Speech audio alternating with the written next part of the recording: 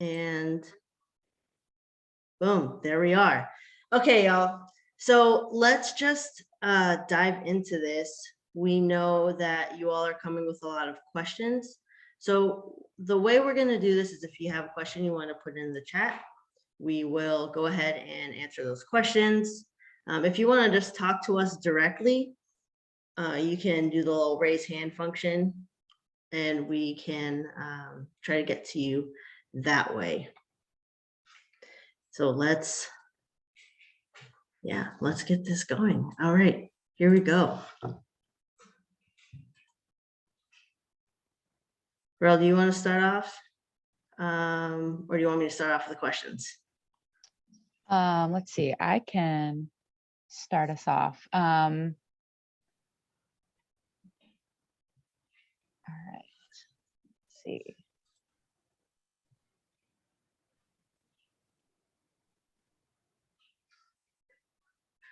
So someone asked when we set a date for deciding who is accepted at campus, and that date is going to be March 31st. I want to talk a little bit more about how we go about this. So to ensure that each camp session is diverse across age, gender, race, location, and other factors, we keep the application open for 2 weeks, and then we select a cohort for each session. The reason we keep it open for 2 weeks is that if we open, and we have done it in the past, if we open the application within 30 minutes, if it was a first come, first served basis, within 30 minutes, it would have been filled up already, right? So we want to make sure that everyone gets a chance to get their application in, and that when we select each week, that we're just ensuring that it's a diverse session. So yes, we will let you know by the end of the month if you have if there's a spot for you at camp or if you're on the wait list. Great question to start us off. And within the 2-week sessions, you can definitely apply for whichever one works best with your schedule. And if both weeks are options for you and you want to include that on your application, that would also be really helpful for us. Yeah. So there was a question. So Karen and Gwen, I know you have a question. I'm going to get to you in a second. I saw that the question of a non-camera music player being allowed at camp. We are an electronics-free camp. So we do ask that if you bring your electronics to camp, we'll hold on to them until the end of the week, or you can just like leave them in the car, or leave them at home until the end of the session. Now, some of you are like, well, what about music at camp?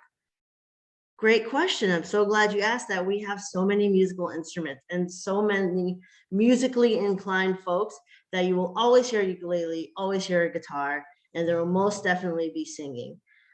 So there will be, and there's also a queer prom, which we'll talk about that a little bit later. So if it's like, I really want to listen to music, there is music access to it, but we are an electronics free camp.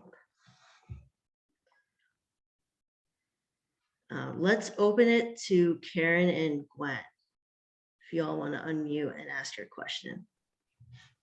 Hey, thanks. Well, I saw on the website, like some of the activities that you have, like the swimming and everything, but I was wondering, but I also noticed you wrote something about there's like flexibility or choice, like what the kids want to do. So I was wondering more, like kind of like that question that just popped up. What does the day look like? That's kind of my question too. Like, and like, what are the options in terms of like if Gwen doesn't want to go swimming? She loves swimming. It was just an example. Yeah, that's a really good question. And this question around what does a typical day look like? So we can kind of walk you all through what a typical day at camp looks like. So in the morning, we offer an activity called Polar Bear. So this is like a kind of early morning, 7 a.m. optional activity that some of our camp staff offer.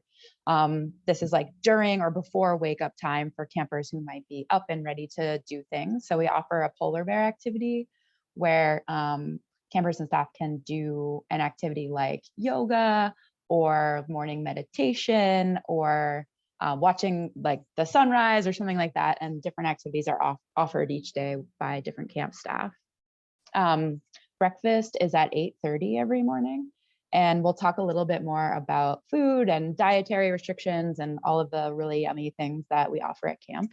But after breakfast, so breakfast runs usually from around 8:30 to 9:15.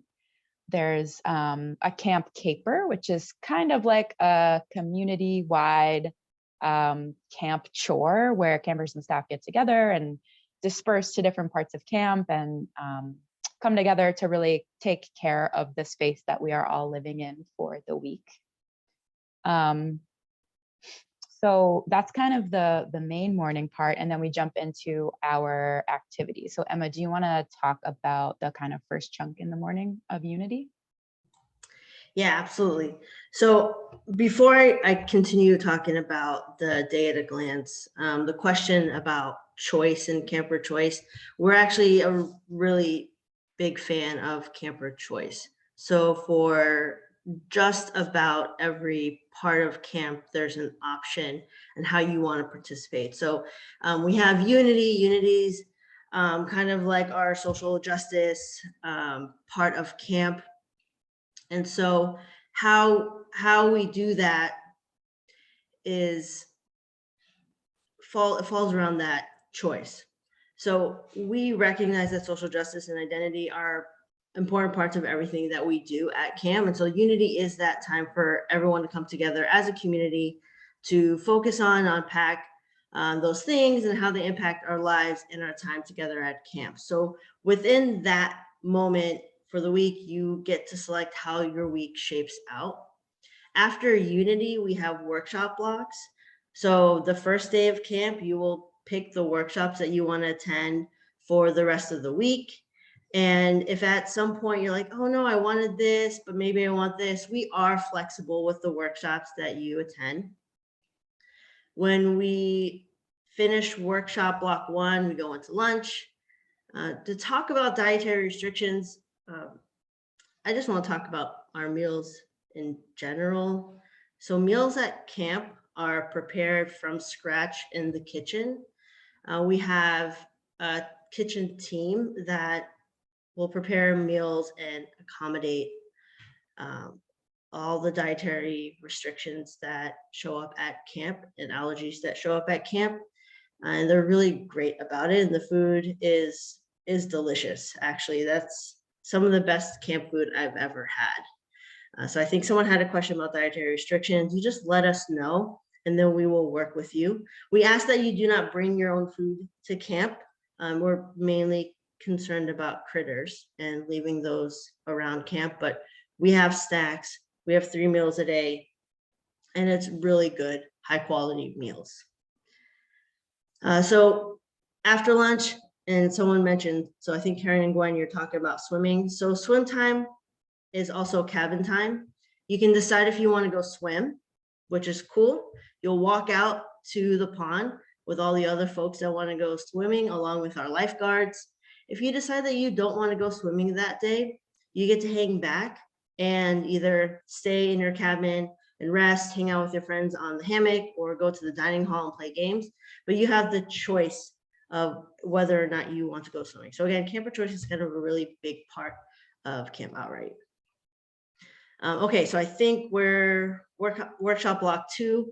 After that workshop, we go into affinity spaces. Rel, I'm gonna let you chat about affinity spaces. Awesome. Yeah. So affinity spaces are a time in the day where campers and staff can come together in groups of shared identity. So that's a space for, basically just to hang out with other people who share similar identities, to hang out, talk, process, really use the space in whatever way feels right and good for you. Affinity spaces are also optional. So if you want to go to an affinity space and have that time with folks of shared identity, that's awesome. And if not, there's always other activities offered, whether that's like button making or tie-dyeing a shirt, making bracelets, or just hanging out before dinner time. So affinity spaces are definitely a space that campers really enjoy. So, I mean, you can see that our day is packed and we haven't even started talking about evening activities. So I just want to highlight one of the questions that came through, which is no electronics ever, or their hours where folks can use their phone. Electronics free definitely means a no phone zone. We are a phone-free camp. We ask that you keep them in the car, keep them at home with the grown-ups, or if you decide to bring them at camp because you want to see at the end of the week when you get them back, who has snapped you, DM'd you, texted you, called you.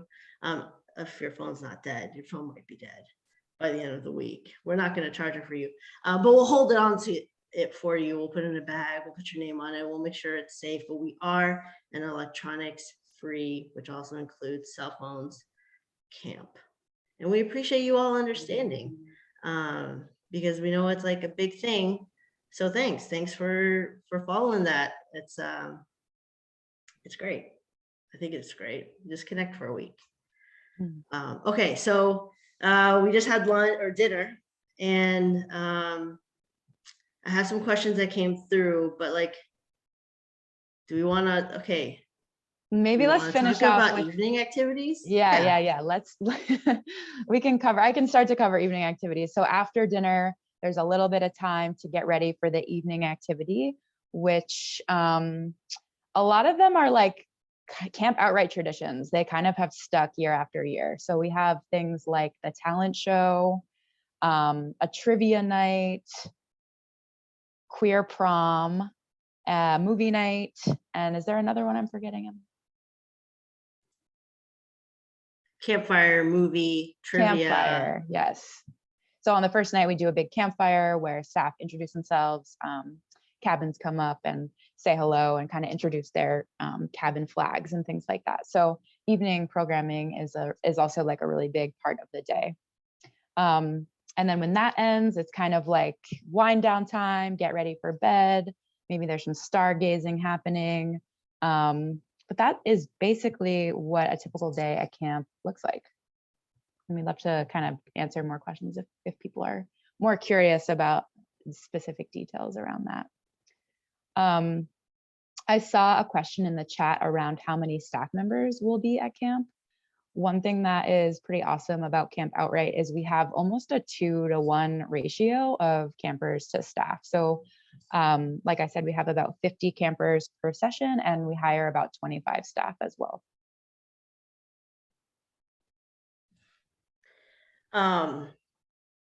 So another question that came through about dorms being gendered. So campers get to select the dorms that they want to stay in.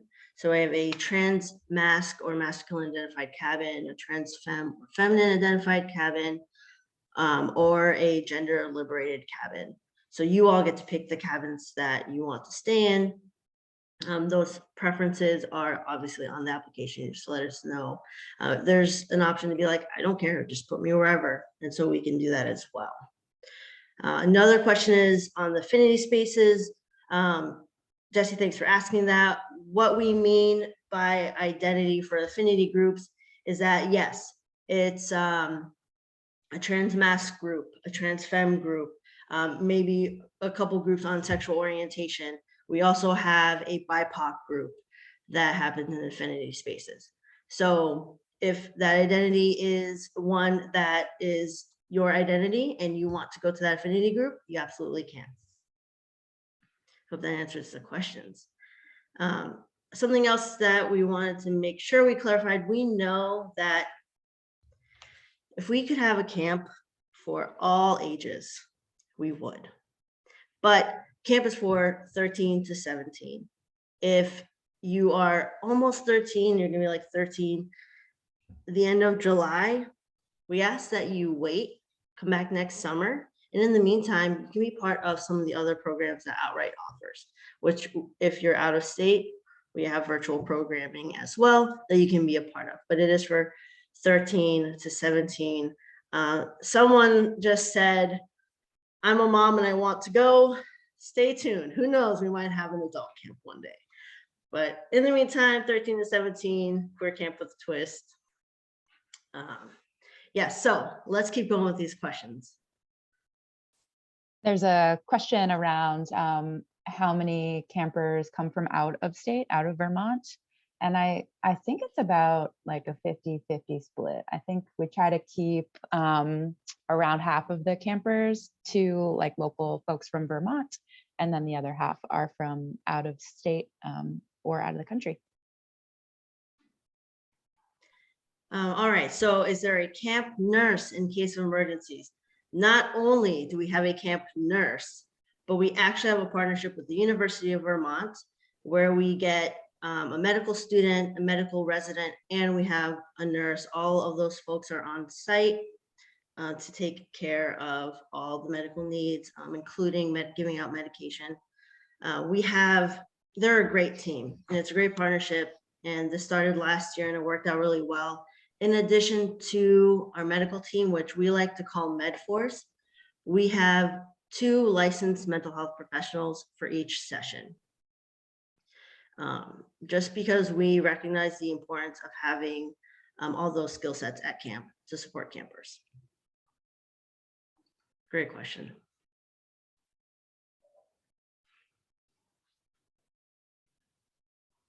Rel, you want to hop in on another one? Yes, I saw a question come in the chat around, do we need any counselors? The staff application's open tomorrow as well. So if any of you know folks who might be interested in working at Camp Outright, definitely send them our way. All right, let's see. Go ahead.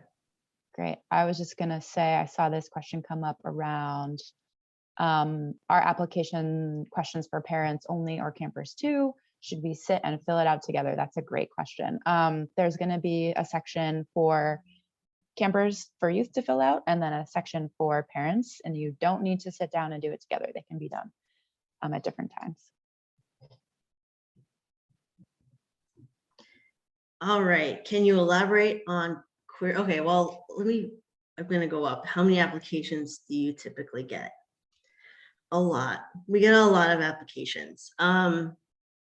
I think we had almost 200 or something last summer. We're definitely anticipating more this summer.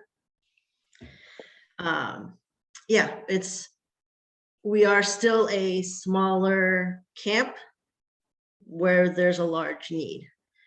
Stay tuned for future Camp Outright sessions that might be 3 or 4 week options instead of just 2.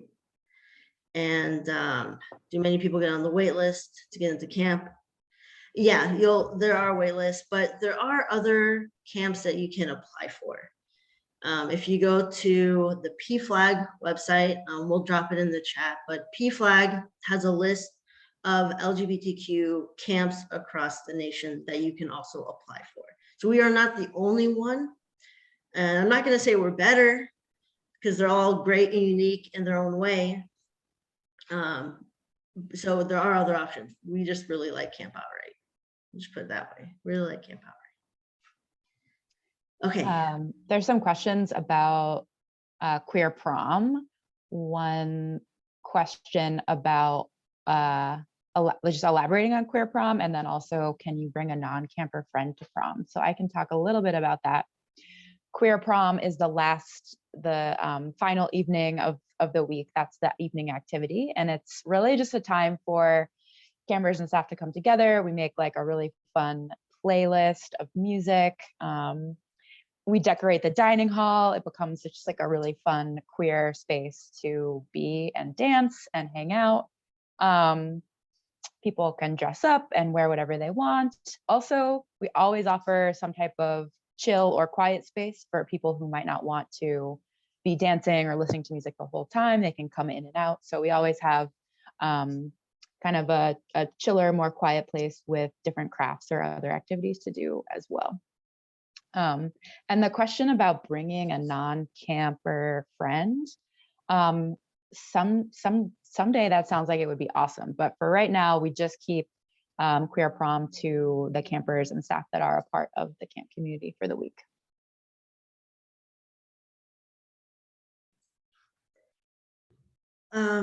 Okay, so let me look at these questions. Okay, are there group sessions with the mental health professionals? The group session, what we call Camp Cope. Sometimes we know it's hard to adjust to something new, like camp. So Camp Cope is one of the workshops offered at camp that's run by our mental health professionals, but we do not offer we are not a therapeutic camp. So we're never gonna have a group of folks come together in a therapeutic capacity. But we do have those licensed mental health staff run 1 or 2 sessions of Camp Cope, which is also a great workshop to meet. If you're introverted, it's a great workshop to meet other introverted campers, to make connections and make friends. That's a good question.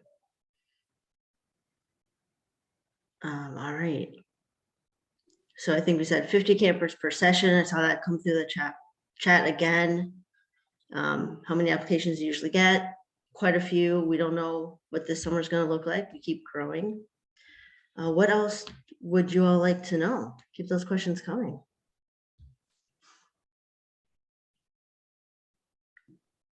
Yeah, Sean. Yeah, I'm going to talk because it's easier than typing it out. I'm the one who asked about the group therapy question. And I asked that not because I, think they need mental health counseling, but I know my own child has been struggling a lot with being bullied at school and dealing with a whole lot of issues. And we were really looking for a camp that would help them find other people. And I'm guessing maybe the affinity groups help with that, where you talk about what you're dealing with in terms of in the school environment that you're in. And I don't know if that's true or not. I mean, that's what we're looking for. We're looking for a camp where they can meet other people who are dealing with the same things and talk through how they're dealing with it. Yeah, that's a really good question. Thanks for asking, Sean. I think that you're right. The affinity spaces and that morning unity block is another time and space where campers come together and really talk about their shared experiences. So those are 2 kind of built-in times throughout the day where a lot of those conversations are happening. But I also think that really just kind of naturally throughout the week, campers find their people, they come together and definitely can relate to shared experiences at school and at places that aren't camp, where everyone is really just queer and experiencing that queer joy together. So kind of finding solidarity in those shared experiences, definitely.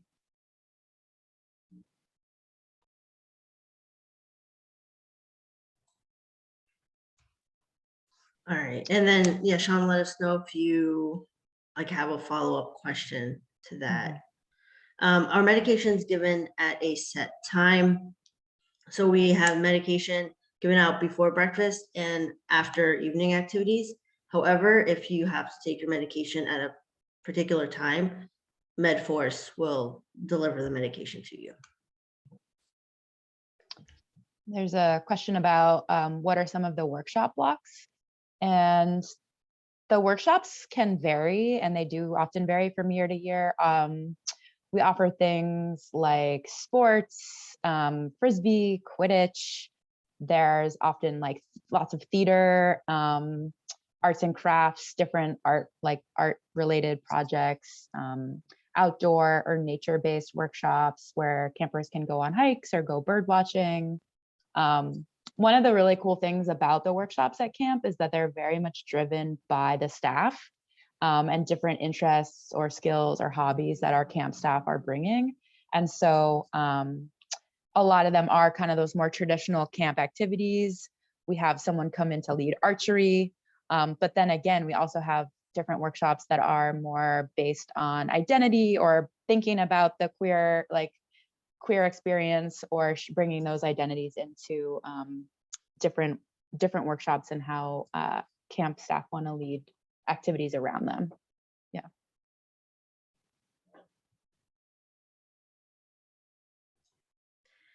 I want to any music-based workshops. Yes, there are music-based workshops. Sometimes it looks like songwriting, sometimes it looks like musical improv. It really, yeah, again, it just depends on the skills that our staff bring. What I want to talk about, okay, so actually let's stay on workshops because I was going to talk about LITs, but I like these workshop questions. If possible, could you elaborate on Quidditch? Oh, well, I would love to. So here's what happens. You get two teams. We have the hoop set up and we have pool noodles and we have a snit that is wearing like wings and they run around. And so we have seekers that get them. And basically it's like Harry Potter's at Queer Camp. You run around on pool noodles and it's a really, really good time. It's probably one of my most favorite activities and you will find me out there throwing dodgeballs at campers. No shame, I will do it. So yeah, that's Quidditch. And if you're a Harry Potter fan, you get a chance to do it. Another one, what are the deciding factors of who gets in? So there really isn't a deciding factor. You will be asked to fill out like a get to know you or a couple get to know you questions. But none of those questions actually really have weight on whether or not, we're not asking you to tell us why you should be at camp. Everyone should be at camp. And if we had spots for everyone, we would let everybody in. Really, the factors are just that we want to make sure camp is diverse across all age, race, location, identity. So all those factors. We don't want all 13-year-olds, all 17-year-olds, all Vermonters, et cetera, et cetera. So that's kind of what the deciding factor is, making the session as diverse as possible. Any other questions on workshops before I think, Rel, I'm going to turn it over to you to talk about LIT, if there are any more workshop questions. Cool. Sweet. Yeah, so the LIT, the Leader in Training program, is going to be a program that's going to operate both weeks. So 5 different LITs per week for 10 LITs total.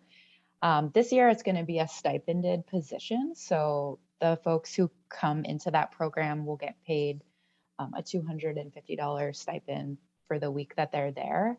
And the things that they'll be doing are really coming to camp to develop leadership and community building skills while also supporting camp. So supporting kind of like the operations of camp, thinking about supporting different workshops. They might be helping to lead some of the Unity community pieces in the morning.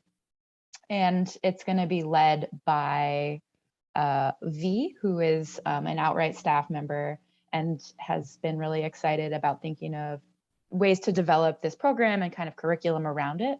So it's a combination of really coming to camp to take on some more of that leadership opportunity, but also to really participate in camp in this kind of smaller cohort of LITs. So it's a really cool opportunity that Emma and I are really excited about this summer. I'd love to answer more questions if you all have more specifics around what that might look like.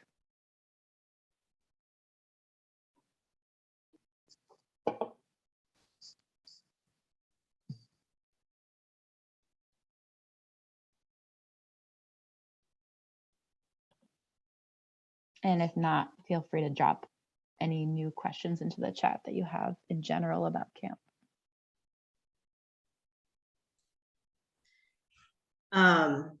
There was a chat that came through about helping parents in the area connect with other parents in the area. We help with carpooling if folks are coming from different places and carpooling would help. We can help connect folks in that way. We haven't really connected parents in the area.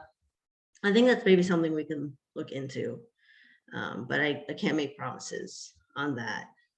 But that's a thought. Thank you for asking that. Where do you apply to be an LIT? So you apply to be an LIT. It's through Camp Brain as well. So tomorrow you'll go to campoutright.org. you will see the link to apply here to be a staff, or click here to fill out the camper application, and it'll take you through whichever application that you need. So there will be one that says, click here to be an LIT when you go on Camp Brain. Any sort of dress code outside of swimming. We don't really have a dress code. We ask that folks make sure that they're like the clothes that they wear don't have anything that's like discriminatory or like the word's escaping me, derogatory. That's what we ask for, is that you just show up with clothing that doesn't disrespect folks in that way. Actually, for swimming, we ask that folks cover their top and their bottom when they go swimming. So everyone across the board is top and bottom. I'm gonna turn it back over to you, Rel, for the LIT. So LITs are 18 and 19-year-olds. So you would need to be 18 by July 1st. The camp applications, all of them for campers and LITs, are going to open tomorrow at noon. So that's when the link will become live and available. I also wanted to just touch base on that last question around like connecting parents. And I'm not exactly sure if this is what y'all were curious about, but I know that PFLAG as an organization is really great for connecting parents and providing support groups. So I'm sure there's many chapters throughout Vermont. So if you haven't looked into PFLAG, that's a great place to start. And we're also going to drop the link to PFLAG in the chat as a resource for other summer camps. So if you're curious about other opportunities for your young folks to attend camp, that's a good place to look as well.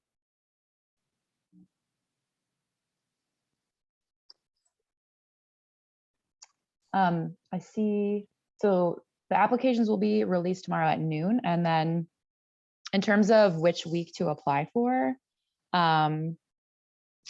if you have one specific week that only works with your schedule, then that's the one that you should apply for. But if you are available and open to either of the weeks, then definitely mark that down. And it could definitely kind of help increase your chances of being accepted, depending on the makeup of everybody who's in who's being accepted each week.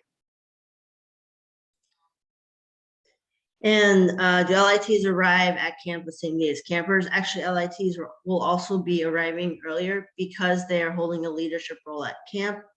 This is an opportunity to go through training, meet the other staff, and like build the team before campers arrive.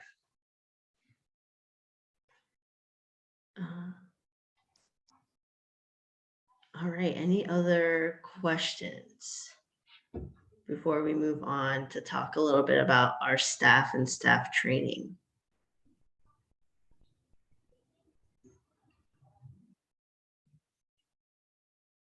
Okay, cool. Let's just dive into it. What our sleeping cabins like. Well, let me talk about camp staff and training, and then we'll talk about what the cabins are like.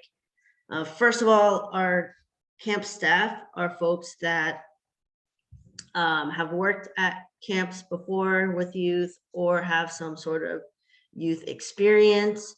They all go through about 2.5 days of training, and those trainings focus on camper wellness, emergency procedures, and just really working with youth in general, specifically in like camp settings and like things that would come up. We have a really like energetic group of camp staff who really love to be there, and a lot of them who really wish that they had something like this when they were younger. So that's the makeup of our camp staff that come through. Someone from last year said that they felt like they were walking into a real life TikTok with who was at camp as camp staff. So if that helps describe a little bit more about who our staff are, they're like TikTokers, but in real life. Get to meet them all. Our cabins are Cabins that are in the woods, you take a little trail to get to them. There isn't electricity and there isn't water in the actual cabins, but there are bunk beds and really cool people that you get to hang out with. The bathhouse is a gender liberated bathhouse, so there are stalls, doors that locks, and then sinks for you to take care of all your needs. There are also outdoor showers. Again, there's stalls for those. The outdoor showers are like one of the coolest parts of camp as well. So those are the cabins and then the bathhouse. Let me know if there's a little more that you want to know about the cabins, Sarah. Okay, so Rel, you want to answer the next one? You want me to tag that? Yeah, so do staff have much experience with neurodiverse kids? Yeah, so Camp Outright and Outright Vermont in general really works to be a super accessible place for all youth, and at camp for all youth and staff. And so we do have a lot of staff who definitely have experience working with all types of young people, neurodiverse kids in particular. And we do a lot of work to make sure that we're setting up camp to be accessible and that we have spaces that feel comfortable and safe and accessible for everybody. So I can kind of share that piece of it. And then Emma, if you have anything you want to add to maybe some of the work and planning that we've been doing leading up to camp around this. Yeah, absolutely. Robin, do you want to know anything in particular, or do you just want to know if our staff have experience in working with neurodiverse youth? Hi, thanks. I guess I was just asking because my kid has never gone to camp before, and I didn't know if it was common that a lot of the kids might have some emotional feelings about being a first-time camper or anything, you know, the types of self-regulation challenges that might come up for kids who have some kind of neurodiversity. Yeah, so I just want to reiterate what Rel said, is that we definitely put measures into place to help navigate like overstimulation or just the newness and the discomfort of being in a space. If there are specific needs, we can talk and figure out a plan if there's anything specific, but camp as a whole, the way it's set up, is accessible for neurodivergent youth. And I would add that I think in a lot of ways we do a lot of work to just normalize like neurodiversity, and that young people often do find it as like a point of connection and like shared identity as well. And I think that's a really important and special part of camp too.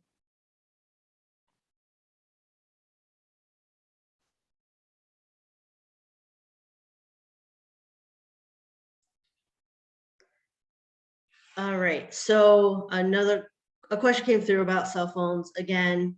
Thank you, Justine, for asking that. Yes, we are a phone-free camp. We ask that you leave all electronics from just music-based electronics to your phone at home, or we'll hold on to it. We can talk about the ability to communicate with a parent, but communicating with parents or guardians at home actually makes homesickness worse. So we can talk about what those needs are if there's a need, but we find that our campers are so excited to be at camp, and they find that they're so excited to just have a chance to get away, that the end of the week comes and they're like, oh my gosh, I'm going home and now I get to see my grown up and it's cool, but I wish I could stay here. So that kind of gives the space for them to just really be on their own. But we can also talk about, we say if required, we can talk about what that looks like, the required piece.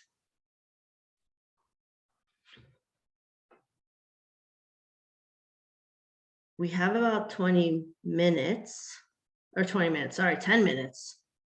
We have 10 minutes. What other questions do you all have for us? Anything at all?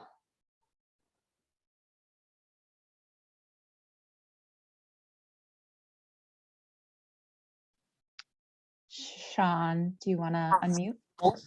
Yeah, is the mixture of kids age-wise fairly even? I know you've kind of covered this a little bit, but like, is it pretty even between 13 through 17 so that the 13-year-olds have a good number of kids there?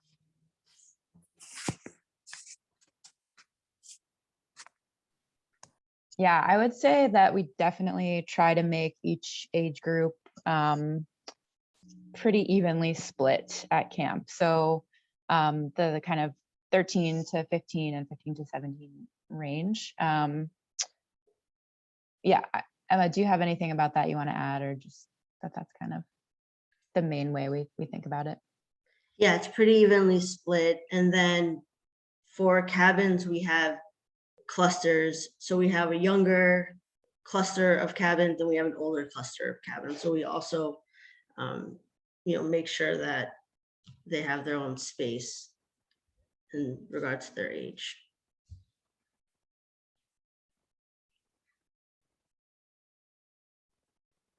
See another question just around how many youth are accepted per session, and we'll have 50 youth per session and 5 LITs per session.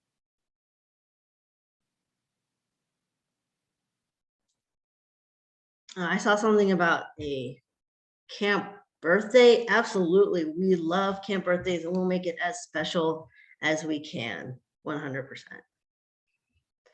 Counselor age range 21 and up. Are there many returning campers? Again, it's mixed.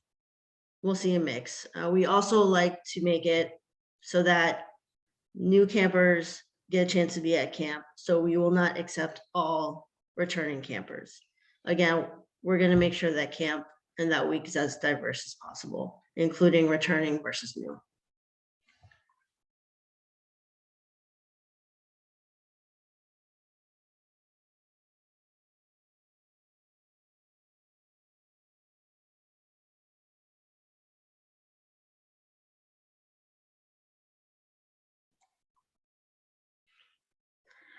So Rel and I have spoken a lot about camp, and we've also, we've said a lot. I would love it if, folks in the chat, are there parts of camp that sound really exciting that you really are looking forward to? And then we'll get to questions after that.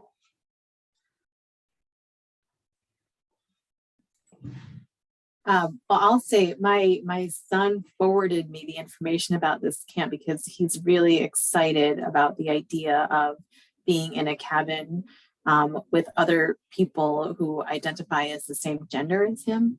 He's so excited about that. And I wanted to know, like, could you tell me a little bit actually about how the cabins are set up? I mean, maybe you talked about this. I, of course, have concerns about his privacy, and I have all these mom sort of things that I'm thinking about, but he's really excited. But I just wonder if you could tell me a little bit about that. Is it just your basic camp cabin and it's kind of a free-for-all, or how does it work exactly? It is a basic cabin, but the bathhouse is like right around the corner, so okay. Folks can go to the bathhouse and go into a stall and change. So yeah, if that helps with like privacy, we definitely have that option. Yes, there are bunk beds in the cabins. Yeah, there's a lot of excitement coming through. Would it be possible to bring a couple pens from home because I sketch?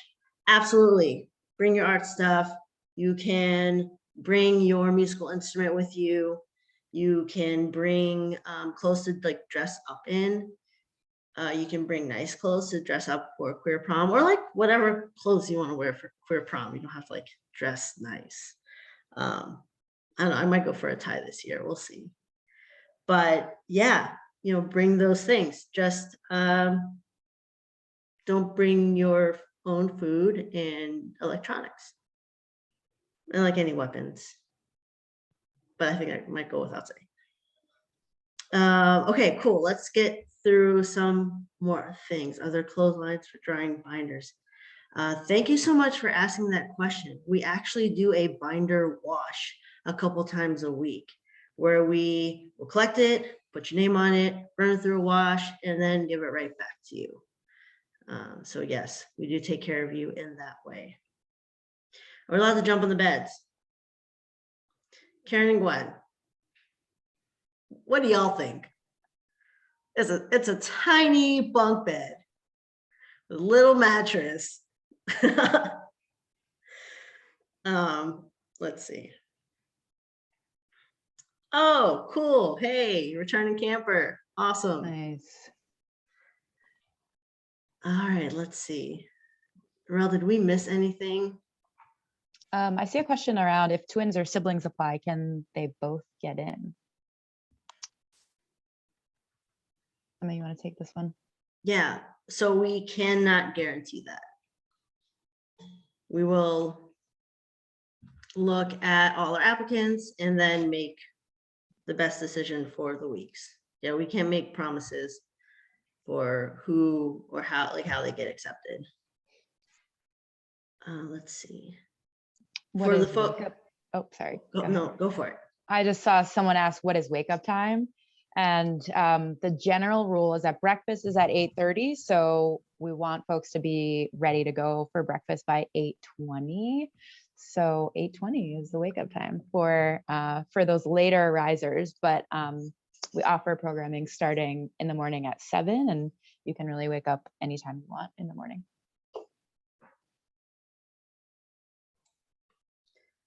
All right, so a couple things I want to talk about swimming real quick. There is a swim test. If you don't pass the swim test, there's still an area for you to swim. Just want to put that out there. Let's see. Wake up time, we have that. How quickly do the camp slots fill up? We made sure to give folks 2 weeks to apply to camp, just so we can make it an equitable application process, which means even if you are like the first one on the dot, 12 o'clock to fill out the application, that does not guarantee that you have a spot. That's also because historically, camp application, the second it opens, gets filled up within the first 30 minutes. And so that's not a fair process. So it is open for 2 weeks for that. Is makeup allowed?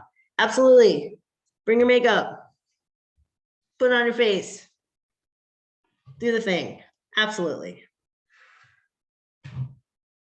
All right. One more question. Who is it going to be?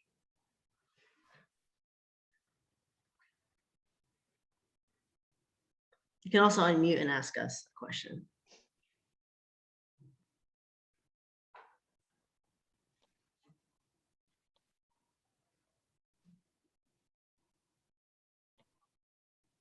That's it? Nothing? Okay, question for all of you to answer in the chat.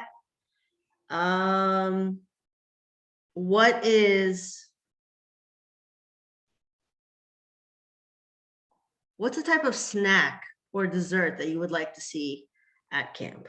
Just curious. We offer snacks, we offer dessert. Okay, chocolate. Boxed brownies, okay. Yes, we can give you the recorded version. Ice cream, brownies, okay. I say we get like seaweed snacks. Oh, that's a good one. Okay, anything chocolate. We do offer fruit. Yes, we offer fruit. We do have healthier options, absolutely. Oh, someone said mochi. Pickles. All right. Popsicles. Oh yeah, we should definitely get popsicles this year. Yes, Yeah, definitely. These are okay. really good suggestions. Thank Yeah, you. thanks. No, that's helpful for us. Okay, so it is 6:30. We are going to start wrapping up. We do accommodate vegetarian, vegan, gluten-free, and other dietary restrictions and allergies at camp that are homemade in every morning or every meal. If you want more information, camp@outrightvt.org is how you can reach us. And then tomorrow, the application goes live at noon, and you can get that from campoutright.org.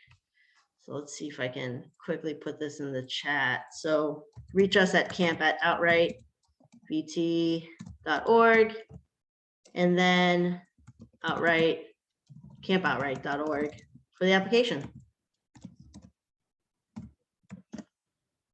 Cool. Thanks, y'all. Reach out to us if you have any questions. Thank you so much for joining us tonight, and we look forward to receiving your application. Thanks, everybody. Have a good night. Thank you. Good night. Thank you. Thank you. Feel free to unmute and say goodbye, everyone. Bye.